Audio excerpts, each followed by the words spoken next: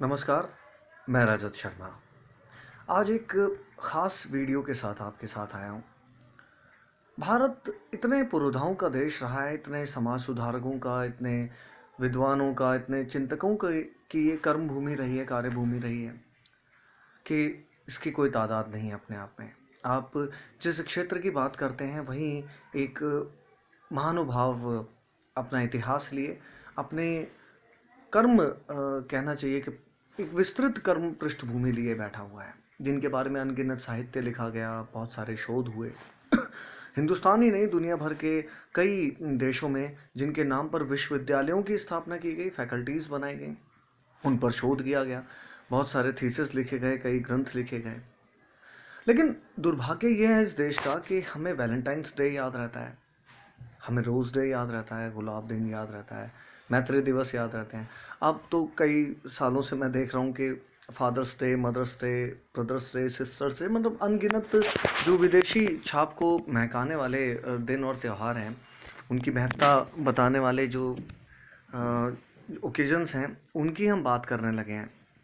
लेकिन हम अपने उन पुरोधाओं को भूल जाते हैं अक्सर, जिनसे इस देश की मिट्टी को महक मिली है, इसे एक अलग पहचान मिली है। वास्तव में कहना चाहिए कि जिसे भारत भूमि का गौरव कहा जाता है, आज हम उसे भुला चुके हैं। मैं बहुत ज़्यादा लंबी भूमिका में ना जाते हुए बता दूं कि कल 3 जनवरी थी और 3 जनवरी सन 1831 को महाराष्ट्र में सावित्रीबाई फुले नाम की एक महान महिला ने जन्म लिया। इनके पति महात्मा ज्योतिबा गोविंदराव फुले अपने आप में एक बड़ा नाम है। इनके बारे में तो मैं जितनी बात करूं उतनी कम है। उनके बारे में भी मैं बात करूंगा। मैं उनके लिखे साहित्य गुलामगिरी पर कुछ रोशनी डालना चाहता हूं, जिसे मैं अपने बाद के एक वीडियो में डालना चाहूँगा। फ़िलहाल मैं उनकी शरीक हयात माता सावित्रीबाई फुले को आज श्रद्धांजलि देना चाहता हूँ। मैं जानता हूँ मैं एक दिन लेट हूँ, लेकिन महान लोगों को याद करने का कोई दिन ख़ास होता नहीं है। अगर कोई ख़ास दिन है उनकी जन्म जयंती से जुड़ा, उनकी पुण्यतिथि से जुड़ा, तो हम ज़रूर एक मौका हमें मिलता है कि हम उन्हें याद करें। वैसे तो हम जितना उन्हें याद करें उतना कम है, क्योंकि इससे न सिर्फ उनकी ख्याति ही बढ़ती है, बल्कि उनकी ख्याति से हमें कुछ करने का मौका मिलता है, हमें याद करने का मौका मिलता है कि भाई ऐसे लोग हमारे यहाँ रहे। फिर कमी किस बात की है? क्यों हम विदेशी साहित्यों को टटोलते फिरते हैं इसके लिए उसके लिए? समाज सुधार के बारे में इतना कुछ हमारे यहाँ हुआ है पिछले 200-300 सालों की अगर बात करें। खैर, महिला उत्थान या महिला शिक्षा की अगर बात की जाए, अक्सर हम 8 मार्च को महिला अधिकारिता या सशक्तिकरण दिवस मना रहे होते हैं। आज हमने उसे अंतर्राष्ट्रीय मानक दिए हैं, स्टैंडर्ड्स दिए हैं। लेकिन इससे भी पहले अगर जाएं तो तकरीबन 150 साल पहले भारत में माता सावित्रीबाई फुले एक ऐसा काम कर चुकी थी जिसे आज ये याद किए जाने की बहुत ज़रूरत है। आज महिला अधिकारों की बात की जाती है, महिला आरक्षण की बात की जाती है, जगह जगह हम महिला उत्पीड़न पर अपनी चिंता जाहिर करते हैं, इनके खिलाफ कठोर कानून बनाने की बात करते हैं। लेकिन महिला शिक्षा को हम इतना पीछे क्यों छोड़ रहे हैं? क्या महिला शिक्षा आज उतनी अग्रणी हो चुकी है कि अब हमें उस क्षेत्र में कुछ काम करने की ज़रूरत ही नहीं है? ऐसा हम मान के बैठे हैं। जी, अभी ऐसा नहीं है। सरकारी दावे भी ठीक हैं अपनी जगह, काम तो हुए हैं, ऐसी बात नहीं है। आंकड़े पहले के मुकाबले ज़्यादा संतोषजनक हैं, लेकिन आज भी उस तरह से मुतमईन करने वाले आंकड़े नहीं हैं। वो नतीजे नहीं हैं जो आज़ादी के 70 साल बाद एक देश को मिल जाने चाहिए थे। मैं बात कर रहा था सावित्रीबाई फुले की, तो इन्होंने ऐसे परिवार में, ऐसी पृष्ठभूमि में जन्म लिया जहाँ पढ़ने लिखने जाने वाली औरतों को देखना तो छोड़िए, उनके ऊपर कीचड़ डाला जाता था। इन्होंने वो साहस किया अपने पति के साथ मिलकर। कहना चाहिए कि महात्मा ज्योतिबा का जो चिंतन था और जो उनकी ऊर्जा थी, उससे ज़ाहिर तौर पर इन्हें बल मिला। लेकिन क्या ऐसा हर जगह होता है कि महिलाएं पुरुषों के साथ हर जगह कंधे से कंधा मिलाकर चल पाती हैं, उनके हर उस काम में सहयोग दे पाती हैं जो उन्हें सकारात्मक लगता है? लेकिन इन्होंने ऐसा किया। महिला शिक्षा की हम जब बात करते हैं तो मैं आपको बता दूं, बहुत कम लोगों को ये पता होगा कि भारत में सबसे पहला विमेन एजुकेशन का जो फॉर्मेट था या इसका जो कंसेप्ट था वो सावित्रीबाई फुले लेकर आई। बहुत पढ़ी लिखी महिला नहीं थी, लेकिन उनके पास जितना भी ज्ञान था, जितनी नैतिकता थी, जितना भी सौष्ठव था इस बात को लेकर, जितनी ऊर्जा थी, उन्होंने उतने पर भी चलना सही समझा। उन्होंने कहा ठीक है, जितना मेरे पास है इतने से तो मैं कुछ दूँ।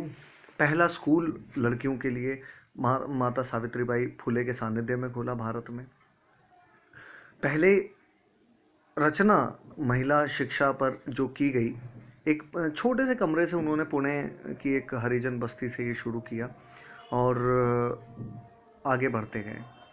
महात्मा ज्योतिबा गोविंदराव फुले की ये खासियत थी कि जब हम बात करते हैं ऐसे समाज की जहाँ जातिगत आधार पर इतना भेदभाव हो रहा था, ख़ासतौर से 17वीं 18वीं 19वीं सदी के मध्य तक, वहाँ ज्योतिबा फुले ने अपना धर्म तो नहीं छोड़ा, पर उन्होंने कहा मैं क्रिश्चियनिटी से प्रभावित हूँ, अंग्रेज़ी से मैं बहुत प्रभावित हूँ, लेकिन मैं हिंदू धर्म नहीं छोड़ूंगा। मैं इसी धर्म में रहकर इसमें जो विकार हैं इनको दूर करने की कोशिश करता हूँ। और सावित्रीबाई फुले को इसी से प्रेरणा मिली। उन्होंने कहा आप यहाँ आगे बढ़िए, आप जातिगत समीकरणों को ठीक कीजिए, जो चीज़ें सही तरह से परिभाषित नहीं हैं। ऐसा भी हुआ कि जो वर्ण व्यवस्था थी भारत में उसे गलत तरीके से परिभाषित किया गया इतिहास में, उसमें बहुत सारे इतिहासकारों का योगदान है। तो महात्मा ज्योतिबा फुले ने कहा कि मैं ठीक करूँगा। जो काम कभी राजा राम मोहन राय ने किया था, ब्रिस्टल तक में उन्होंने इसका डंका बजाया कि हमारे वेदों में, उपनिषदों में, पुराणों में कहीं नहीं लिखा कि वर्ण व्यवस्था जो है वो गलत है, इसे गलत तरीके से परिभाषित किया गया। कई आधुनिक विद्वानों ने भी ऐसा किया, मैं नाम नहीं लूँगा यहाँ पर, लेकिन सही मायने में हमारी जो वर्ण व्यवस्था है वो त्रुटिपूर्ण नहीं है, इसे त्रुटिपूर्ण बनाया गया। अब इसके लिए कई घटक जिम्मेदार थे। उन्हीं घटकों पर बात करते हुए राजा राम मोहन राय ने एक बहुत लंबा शोध किया ब्रिस्टल में जाके, जिसके लिए उन्हें स्पेशली बुलाया गया। दुर्भाग्यवश वो वहाँ से कभी वापस नहीं आ पाए, लेकिन उनके कामों ने लॉर्ड विलियम बेंटिक को प्रभावित किया। ऐसे ऐसे एंग्लो इंडियन जो एजुकेशन को बल देने वाले लोग थे उनको प्रेरणा दी। यही काम आगे चलकर महात्मा ज्योतिबा फुले और माता सावित्रीबाई फुले ने किया। सावित्रीबाई फुले ने कई ऐसे ग्रंथों की रचना की उस वक्त, जितना वो कर पाई, जो महिला शिक्षा के लिए एक चट्टान बने, मील का पत्थर साबित हुए। उसी को आधार मानते हुए आगे डॉक्टर एनी बेसेंट ने भी कुछ स्कूल्स बनाए, सेंट्रल इंडिया में, ईस्टर्न इंडिया में, कई जगह, वेस्ट बंगाल में। और जब उन्होंने स्वतंत्रता संग्राम में महात्मा गांधी के आंदोलन, असहयोग आंदोलन और भारत छोड़ो आंदोलन में कंधे से कंधा मिलाया, उसी दौरान उन्होंने स्त्री शिक्षा पर भी बल दिया और ये प्रेरणा उन्हें मिली सावित्रीबाई फुले से। तो ये सब चीज़ें हमें भूलनी नहीं चाहिए, इन्हें याद रखना चाहिए। और आज जब कल हमने सावित्रीबाई फुले जी को उनकी जयंती पर श्रद्धांजलि दी, आज उसके ठीक एक दिन बाद, मैं थोड़ा सा लेट ज़रूर हूँ, मैं बार बार कह रहा हूँ, लेकिन मुझे लगा कि मैं एक शॉर्ट वीडियो माता सावित्रीबाई फुले पर डालूं, जो उनका योगदान याद दिलाए लोगों को। आज जब भी हम नारी सशक्तिकरण की बात करते हैं, महिला अधिकारिता की बात करते हैं, महिला शिक्षा को विस्तार देने की बात करते हैं, ऊंचाइयों तक ले जाने की बात करते हैं, तो निसंदेह हमें माता सावित्रीबाई फुले के योगदान को नहीं भूलना चाहिए। यही उन्हें हमारी सच्ची श्रद्धांजलि होगी।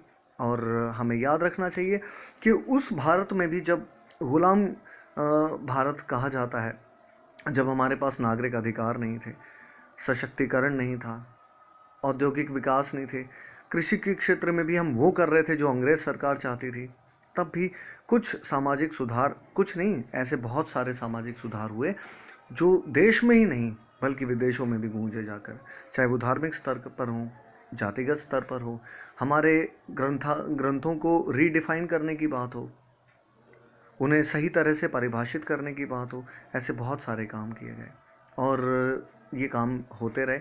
और शिक्षा के क्षेत्र में तो इतना काम हुआ इस देश में कि जो हमें आज भी अगर अनपढ़ कहते हैं, या उस समय के भारत को जो अनपढ़ कहते हैं, उन्हें ग्लानि होनी चाहिए अपने ऊपर। उन्हें ये लगना चाहिए कि या तो उन्होंने साहित्य पढ़ा नहीं है, इतिहास में कभी झांकने की उन्हें फुर्सत ही नहीं मिली, और अगर उन्हें मिली तो उन्होंने वही पढ़ा जो उनके अंतरात्मा ने उनसे कहा। सही मायने में जो देश को सही दिशा दे सकता था वो साहित्य उन्होंने नहीं पढ़ा, और इसकी बहुत ज़रूरत है। मैं आज अपने शॉर्ट वीडियो के माध्यम से ये भी बताना चाहता हूँ कि चाहे समाज सुधार की बात हो, धार्मिक सुधारों की बात हो, हमारे देश में बहुत काम हुआ है। ये कहना गलत है कि अंधविश्वास की तूती बोली है, ऐसा नहीं है। हमारे ग्रंथ, हमारे पूरा साहित्य तमाम ऐसे रिसर्चेस, ऐसे शोधों से, ऐसे अनुसंधानों से भरे पड़े हैं जिनको अनुकरण करके विदेशों ने जर्मन रेमेडीज़ बनाई।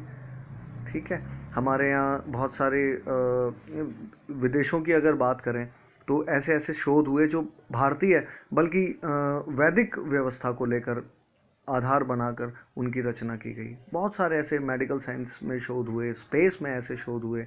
आप नासा में अगर आप बात करें तो नासा में तकरीबन मैं 35 ऐसे वैज्ञानिकों की व्याख्याएं पढ़ चुका हूं, उनके व्याख्यान पढ़ चुका हूं, जिन्होंने जगह जगह अथर्ववेद के अंतरिक्ष शोध को संदर्भ में लाया है, उस तरफ ध्यान दिलाया है कि बहुत सालों पहले, सदियों पहले भारत में अंतरिक्ष शोध के क्षेत्र में अग्रणी कदम उठाए गए। लेकिन हमारे पास उन्हें पढ़ने की फुर्सत ही नहीं है। हम तो विदेशी लेखकों को पढ़ते हैं और यहाँ हम बात करते हैं क्षेत्रवाद की, जातिवाद की। ऐसा नहीं है, ऐसा बहुत कुछ हुआ है हमारे देश में जिसे उद्घाटित होने की ज़रूरत है। और आज की जो जनरेशन है जो ये समझती है कि इस देश से कुछ निकला ही नहीं, तो सबसे पहले इस देश से ही निकला जो कुछ निकला, उन्हें बताने की ज़रूरत है। फिलहाल मैं अपनी वाणी को यहीं विराम देता हूँ। माता सावित्रीबाई फुले को एक बार फिर से विनम्र श्रद्धांजलि देना चाहूँगा और आप सभी को धन्यवाद देना चाहूँगा कि आपने मुझे सुना। धन्यवाद।